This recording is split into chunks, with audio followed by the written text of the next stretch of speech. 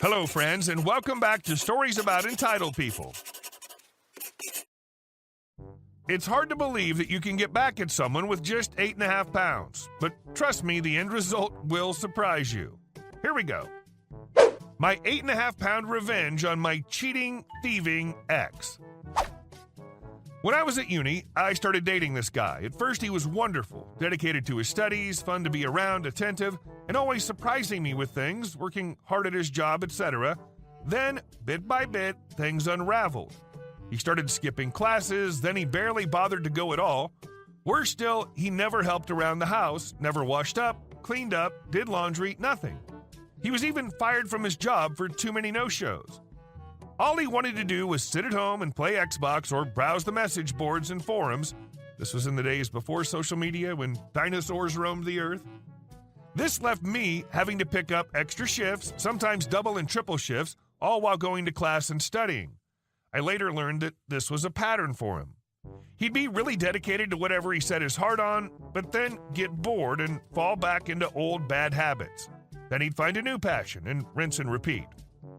I knew I should have ended the relationship much sooner, but I held out hope that he would snap out of it, that maybe it was just exam stress getting to him. I desperately wanted things to go back to how they were, but it wasn't meant to be. I caught him cheating and threw him out.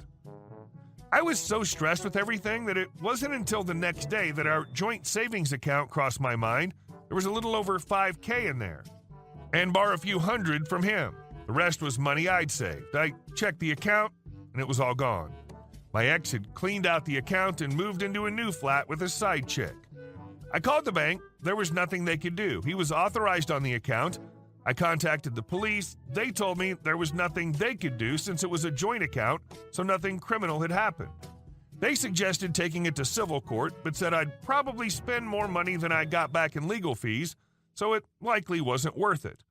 My ex had stolen $5,000, and there was nothing I could do about it. I felt like such an idiot.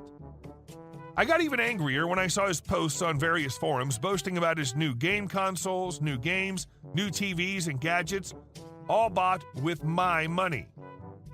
I'm not usually a vengeful person. Petty on occasion, sure, but I've never wanted to exact revenge as much as I did right then. And I knew just how to do it. While I was a student, I temped every summer to help pay for my studies. One such job had been for a debt collection agency. The work was as crappy as you can imagine, but it paid really well, and it was only for a few months. My ex had been dodging debt for many years, and he was very proud of the fact. He was also proud of the fact that his debt was close to being statute barred, and he hadn't paid a penny. For those of you who don't know, in the UK, creditors have about 6 years to collect a debt, and then it becomes statute barred. That means the money's still owed, but creditors have no legal way to enforce payment, such as using bailiffs.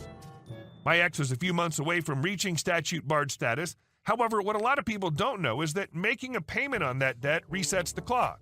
If you pay any amount, then that 6 years starts from scratch.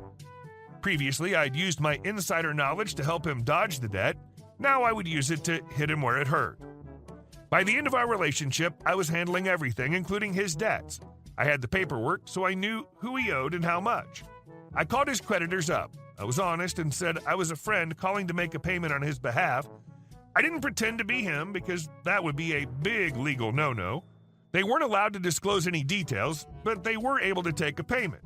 I paid the minimum I could on each debt, about £1 on most, but had one with a minimum payment of £1.50. It was the best 8.5 pounds I've ever spent. I also made sure to give them his new address and contact details, as well as his parents' address. Having worked in the biz, I knew they wouldn't change the address since I wasn't the account holder, but they would note it. They had various systems where they could search for his name against that address and see if anything came up. If they got a hit, they'd change the address. The trap was set. All I had to do was wait. A few months rolled by, then it happened. His posts on the forum went from boasting about his new gaming PC to panic about a court date. He called me and begged for advice. I told him to F off. Seeing I wouldn't help, he asked for advice in the forums. One of his online friends told him not to turn up in court, that way they wouldn't be able to prosecute without him there. It was terrible advice that was 100% untrue. In fact, not showing up is one of the worst things you can do, especially in civil court. This was getting better and better. The court date came and went. My ex naturally didn't go. A few weeks later, my ex posted photos of his empty flat. Bailiffs had cleaned him out and taken every last one of his shiny new gadgets and toys. On top of that, he ended up with several CCJs, county court judgments. These are a big deal and can seriously damage your credit history, making it hard to get bank accounts outside of basic ones, near impossible to get credit, including getting a mortgage, and it can also make it hard to rent a place since many landlords don't like renting to people with CCJs as they're considered high risk. He also won't be able to find jobs in the financial sector. Now that he was broke and didn't have nice things, his side chick left him. I never got my $5,000 back, but it felt good to see everything he bought with his ill-gotten gains taken away. Hope that $5,000 was worth it. For anyone wondering how a student accrued 6 years of debt, he started at the university I attended when he was 25. He had initially gone to a different university at 18, but dropped out at 19 and went into the world of work. Then he convinced his parents to fund a business degree. He wanted to become an entrepreneur. And our next story. You want me to read the lease? If you say so. Backstory. I moved to the Big Apple in April from LA and signed a lease for an apartment sight unseen.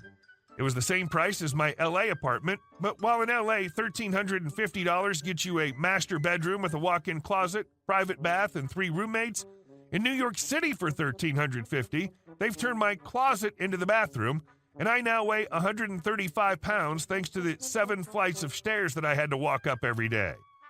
Some days I'd raise my arms to put on deodorant and scrape my elbow on the ceiling. One of my 5 roommates was an RN though, so there was the upside. The only saving grace was that this apartment was pet-friendly and had an in-unit washer and dryer. I hated living there, and after 2 months when my job said I could work remotely, I packed up and went to the Caribbean. While I was there, I won the New York City housing lottery. For the first time in my life, I could afford to live by myself in New York City of all places. I'd read in forums that landlords are usually pretty happy for tenants when they win and let you out of your lease no problem. Present.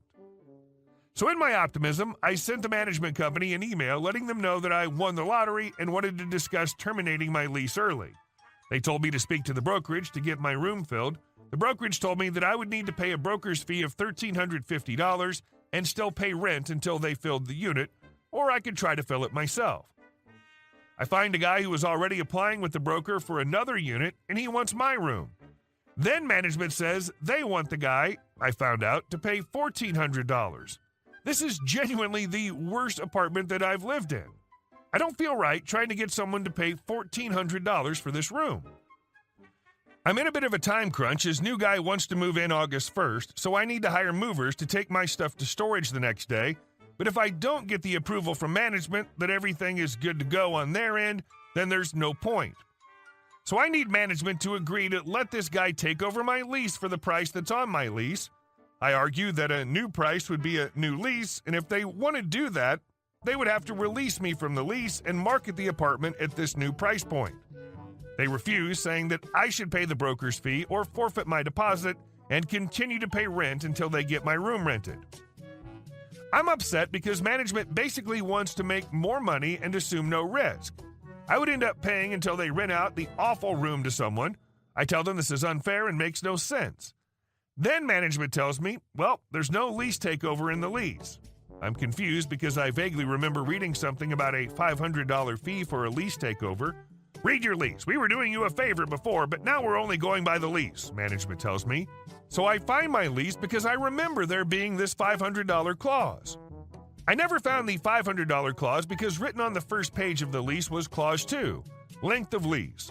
The term, that means length, of this lease is beginning on 2/1/2022 and ending on 8/31/2022.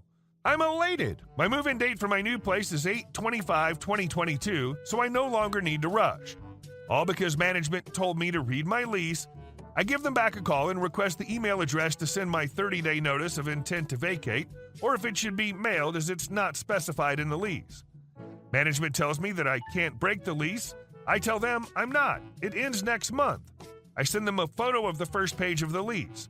He sputters and says, "You know it's a year-long lease. This is a typo." As you know, I just took over managing the building and I inherited some bad leases. I didn't know this, but I gleefully respond, well, I was doing you a favor before, but now I can only go by the lease. If the lease says my term ends next month, I have to honor that. He hangs up, furious that this is happening. At this point, I'm no longer concerned about hiring movers, so when he calls me back at 8 p.m., I'm ready to tell him the cutoff for the movers was 4 p.m. and that I'll move out according to lease, but he starts the conversation in a somber, defeated voice. You can move out on the 31st. We just have to go according to the lease. We'll do the final walkthrough and give you back your deposit. As I'm still in the Caribbean, my cousin will be subletting for August, and I'll be moving into my new apartment when I get back. Everything worked out in the end because I read my lease. And our last story. We are so poor. Sell your grandpa's house. I need the money. My grandfather was a kind and loving man with a special place in his heart for his family. He had a platinum signet ring that he treasured, a gift from his late wife, which he wore every day as a reminder of their love. My aunt's family, on the other hand, had a different approach to life. They preferred to rely on rude and deceit rather than work, and often bragged about their shenanigans to get more money. They rarely visited my grandfather and never showed much interest in his life or his well-being. One day, my grandfather suffered a heart attack and was rushed to the hospital. My mother, sister, and I went to care for him, and after a few days, my aunt and her family showed up as well. Although they'd not been close with my grandfather, they expressed their concern and wanted to spend time with him. Sadly, my grandfather passed away a day later, leaving us all heartbroken. We made arrangements for his funeral and decided to bury him next to my grandmother. My aunt's family declined to attend and refused to contribute to the cost of the funeral. However, we respected their decision and did not hold it against them. After the funeral, we returned to my grandfather's house only to find that some of his valuable possessions were missing. It was a shock to all of us, and we suspected that someone had stolen them. Everything of value was gone, and the only thing left was some pillows from my grandmother. We were furious. We went to Karen and she denied everything. We had nothing on her at the time, so we decided to file a police report and left it at that. Until a month later, when we went to visit and see if everyone was coping. The first thing Karen said to my mother, "What about the inheritance? I want to sell the old man's house and divide the money." Not a great greeting, but it got worse. My mom noticed some expensive new things Karen had, a new Gucci bag and a car, and she started to suspect something. Until I saw my grandfather's G signet ring on her desk. I asked her where she got it, and she told me she bought it with the money Karen found on the road recently. Sounds convincing. We went to the car, and on the way, Karen yelled, "What about the inheritance? You don't need the house and the land. We're poor. Give it to us." We get in the car, and we're all furious. It's a good thing I had a picture of my grandfather where you could see this signet ring on his hand. I called the number the officers left me. Soon, Karen will get what she deserves. When the trial's over, I'll let you know the details if you're interested. Hey guys, thank you all for watching the video. I'll see you in the next one.